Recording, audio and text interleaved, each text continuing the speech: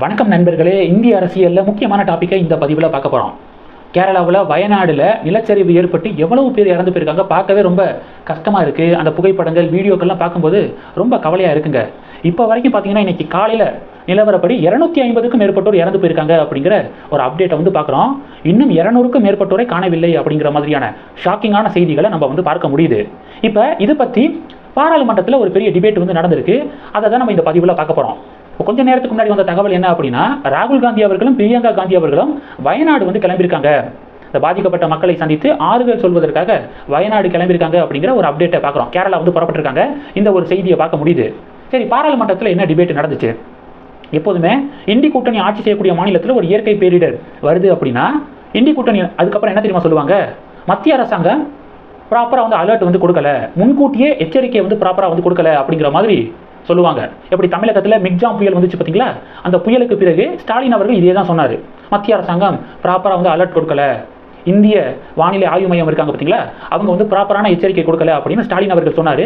ஸ்டாலின் அவர்கள் மாதிரியே இப்போ கேரளா கவர்மெண்ட்டும் அதையே சொல்ல ஆரம்பிச்சிருக்காங்க. இதை பற்றி பாராளுமன்றத்தில் மத்திய உள்துறை அமைச்சர் அமித்ஷா அவர்கள் கடுமையாக எதிர்ப்பு தெரிவிச்சிருக்காரு இந்த குற்றச்சாட்டுக்கு.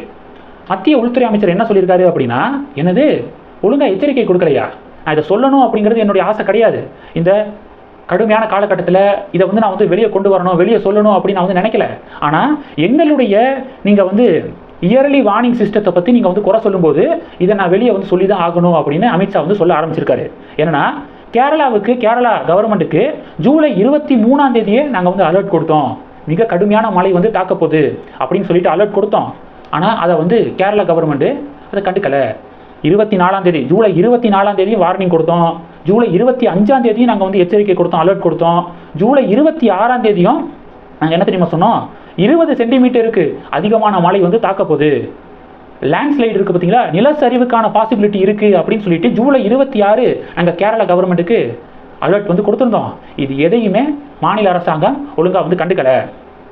நாங்கள் கொடுத்த அந்த அலர்ட்டை ப்ராப்பராக நீங்கள் ரிசீவ் பண்ணியிருந்தீங்க, கரெக்டாக கவனமுடன் அதை பார்த்துருந்தீங்க அப்படின்னா கூட நிறைய முன்னெச்சரிக்கை நடவடிக்கை எடுத்து பல உயிர்களை காப்பாற்றிருக்கலாம். பல ஸ்டேட் கவர்மெண்ட் மத்திய அரசாங்கத்துடைய அந்த அலர்ட்டை கவனமாக பார்த்து முன்னெச்சரிக்கை நடவடிக்கையை எடுத்து பல உயிர்களை காப்பாற்றிருக்காங்க. உதாரணத்துக்கு ஒடிஷாவை பாருங்க, நவீன் பட்நாயக் அவர்கள் ஆட்சியில் பல இயற்கை பேரிடர் ஒடிஷாவை தாக்குனுச்சு.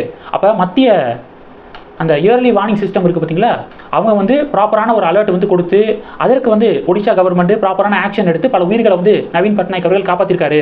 ஆனால் கேரளா கவர்மெண்ட் அதில் கோட்டையை விட்டுட்டாங்க அப்படின்னு சொல்லிட்டு அமித்ஷா அவர்கள் பாராளுமன்றத்தில் பேசியிருக்காரு. அடுத்து பார்த்தீங்க அப்படின்னா, தேஜஸ்வி சூர்யா இருக்கார் பார்த்தீங்களா, பிஜேபியுடைய எம்பி, கர்நாடகா பாஜக எம்பி, அவர் பார்த்தீங்கன்னா அடுக்கடுக்காக பல குற்றச்சாட்டுகளை முன்வைக்க ஆரம்பிச்சிட்டாரு. 2020 கேரளாவுடைய ஸ்டேட் டிசாஸ்டர் மேனேஜ்மெண்ட் அத்தாரிட்டி இருக்காங்க பார்த்தீங்களா, அவங்க அட்வைஸ் பண்ணாங்க. என்ன அட்வைஸ் பண்ணாங்கன்னா, 4000க்கும் அதிகமான குடும்பங்கள் டேஞ்சரில் இருக்குது. இந்த வயநாடில் நிலச்சரிவுனால ஒருவேளை நிலச்சரிவு ஏற்பட்டுச்சுன்னா 4000க்கும் மேற்பட்ட ஃபேமிலி பாதிக்கப்படும். அதனால எந்தெந்த இடமெல்லாம் ரொம்ப டேஞ்சரான ஜோனோ அங்கே இருக்கக்கூடிய அந்த ஃபேமிலி எல்லாத்தையும் ரீலொகேட் பண்ணுங்க அப்படின்னு Kerala state disaster management authority 2020 alert பண்ணியிருந்தாங்க. ஆனால் கேரளா கவர்மெண்ட் எந்த ஆக்ஷனையும் எடுக்கலை அப்படின்னு தேஜஸ்வி சூர்யா குறிப்பிட்டிருக்காரு பாராளுமன்றத்தில். அடுத்து 2021 கேரளாவுடைய மினிஸ்டர் என்ன தெரியுமா சொன்னார்? எங்களால் இல்லீகல் ஆக்கிரமிப்பு இருக்குது பார்த்தீங்களா, சட்டவிரோதமான ஆக்கிரமிப்பை வயநாடில் எங்களால் காலி பண்ண முடியலை. ஏன்னா ரிலீஜியஸ் ஆர்கனைசேஷன்ட்ட இருந்து ப்ரெஷர் வருது, அதனால எங்களால் இல்லீகல் ஆக்கிரமிப்பை எங்களால் தடுக்க முடியலை அப்படின்னு சொல்லிட்டு ஒரு கேரளா மினிஸ்டர் சட்டமன்றத்தில் சொன்னார் அப்படின்னு சொல்லிட்டு தேஜஸ்வி சூர்யா குறிப்பிட்டிருக்காரு. ஸோ இப்போ இது எல்லாத்தையும் ஷேர் பண்ணி காங்கிரஸை பார்த்து பாஜக கேள்வி எழுப்புறாங்க. மத்திய அரசாங்கம் 5 நாட்கள் 23, 24, 25, 26 4 நாட்கள் வார்னிங் கொடுத்துருக்கு. அந்த வார்னிங்கை கேட்டு ஏன் முன்னெச்சரிக்கை நடவடிக்கை எடுக்கலை அப்படின்னு பாஜக கேரளா கவர்மெண்ட்டை பார்த்து கேள்வி எழுப்புறாங்க, இந்திய கூட்டணியை பார்த்து கேள்வி எழுப்புறாங்க. அடுத்து தேஜஸ்வி சூர்யா சொன்ன 2 பாயிண்ட் இருக்குது பார்த்தீங்களா, அதை ஷேர் பண்ணியும் கேள்விகளை எழுப்பிக்கிறாங்க பாஜகவினர். இதை நம்ம பார்க்குறோம்.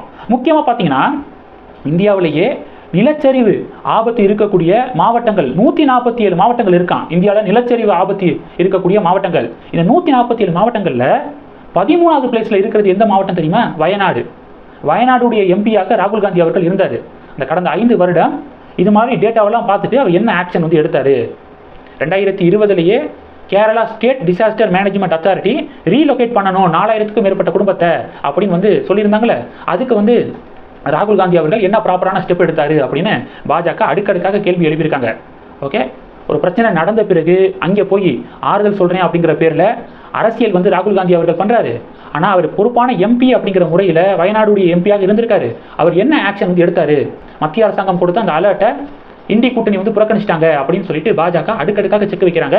இப்போ இந்த டாபிக் தான் இன்னைக்கு இந்திய பாலிடிக்ஸில் டாக் ஆஃப் த டவுனாக வந்து மாறி இருக்கு. இந்த டாப்பிக்கை பற்றி உங்களுடைய பார்வைகளை மறக்காமல் கமெண்ட் பண்ணுங்கள். தொடர்ந்து கணக்கில் இருங்க. அடுத்தடுத்து நிறைய பதிவுகளை பார்க்கலாம். நன்றி. ஜெய் ஹிந்த்.